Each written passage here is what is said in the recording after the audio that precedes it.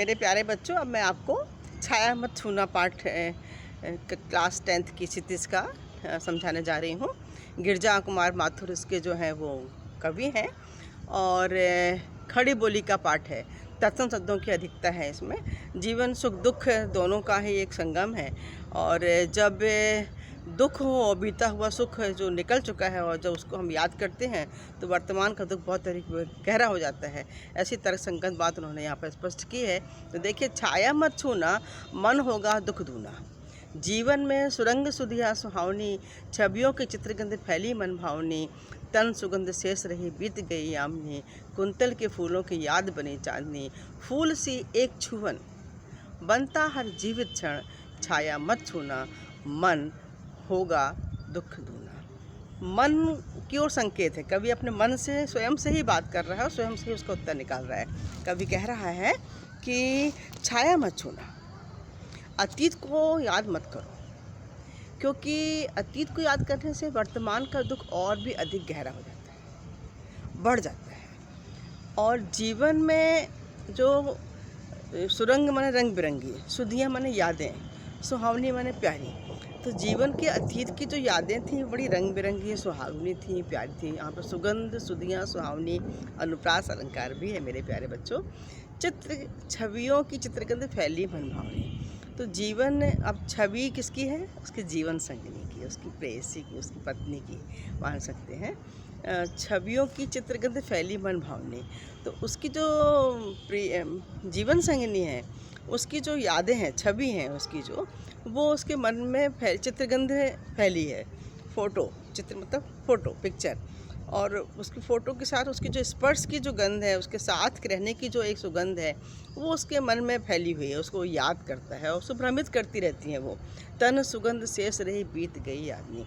कवि कह रहा है कि यामनी माने रात, अपनी पत्नी की याद को ही अपने अंदर गहराता हुआ कहता है कि याद रातें, वो सुख की याद पता नहीं कब बीत गई। अब उसके पास केवल उसके साथ रहने की जो एक सुगंध थी, बस वही देह की गंध। उसके सभी व्यक्तियों की अपनी अपनी देह गंध होती है। तो अपनी प्रियतमा की उस देह की गंध को, वो स्पर्श को वो याद करता है। और यहाँ पे तन सुगंध है, रूपक अलंकार है बच्चों। यहाँ पे कुंतल के फूलों की याद बनी है। उसने जो अपने सुंदर सुंदर पुष्प गुच्छे बाल में लगाए हुए थे, गजरे लगाए हुए थे, और वो चांदनी रातें उसकी साक्षी हैं, जो कि उसकी फूलों की याद, उसकी पुष्पों की याद, उसकी गजरे की याद मुझे करा रही हैं। और सभी यादें जैसे चांदनी सुखद होती है, देखने में अच्छी लगती है, वो चांदनी बनकर उसकी रात में उसकी रात को सुखद करती हैं, याद दिलाती हैं उसको। फूली सी एक छुअन बनता हर जीवित क्षण। वो कह रहा है कि भूली सी एक छुअन, छुअन माने स्पर्श।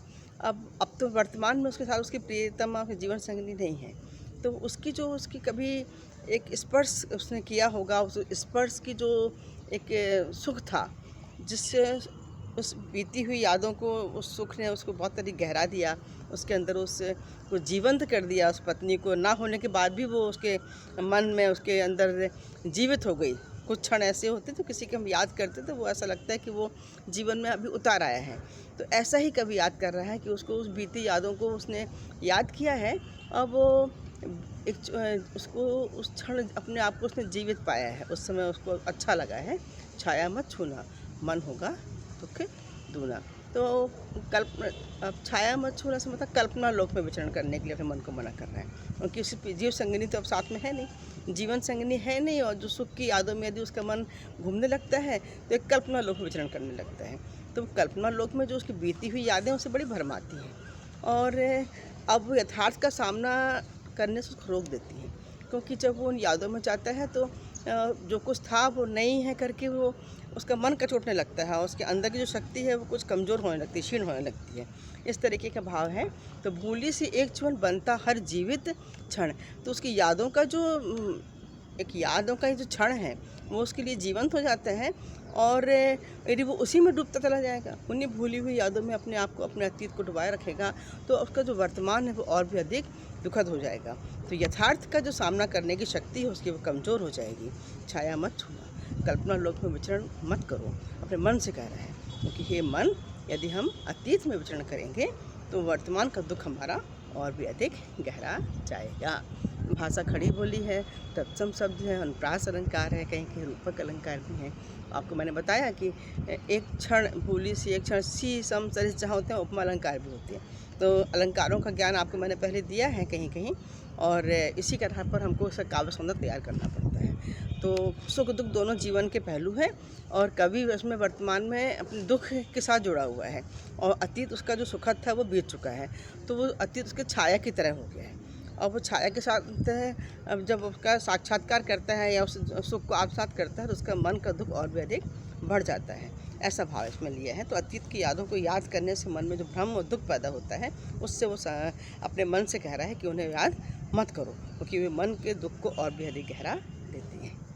मेरी समझ में आया है मेरे प्यारे बच्चों, तो सब्सक्राइब करें, लाइक करें और शेयर करें, और कुछ सुझाव हो तो कमेंट्स बॉक्स में अवश्य। Thank you.